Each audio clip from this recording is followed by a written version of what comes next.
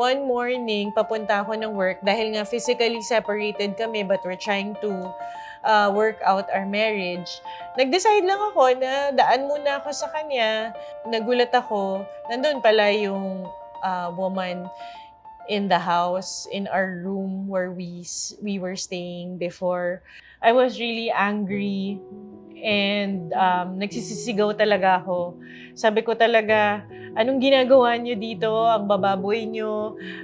Nandyan pa nga yung wedding photo natin, oh. Dito kami, dyan natutulog yung mga anak namin. It was chaotic that time. Halo-halo na yung emotions. Well, ako nga po, nahuli nga ako. Then, I was so depressed and I even want to take my life na. That moment, I opened my Bible and I don't usually pray, I don't usually read the Bible. The very Bible verse that impacted me is that God is close to the brokenhearted. That time, for me, it's very impossible na patawarin na ako ni Carla. And sa bigat nung nagawa ko sa kanya. But God is talking to me na there's always hope for everything. And si God talaga yung nagbigay sa akin ng strength and hope na gawin ko lahat para maibalik ko yung aking family.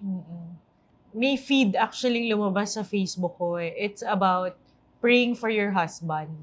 I knew that God is asking me also to pray for my husband despite the situation. Ano mo ramdam mo talaga na hinihil ka rin ni Lord yung heart mo until such time na inopen ko na ulit yung sarili ko sa Kanya, in-unblock ko na siya, and parang nagsistart na kami ulit makapag-usap. And I also felt that James was really repentant already. Talagang pinagsisihan niya naman yung nangyari. And naramdaman ko rin na gustong-gusto na niya kaming maibalik. Nagkabalikan na kami ni Carla. God replaces all my vices. Nawala yung desire. Nawala na yung aking desire sa pag-inom. God is so amazing na He will replace rin naman and restore. Marriage is a gift from God and it is the Lord's design. We have also proven that Jesus is a restorer.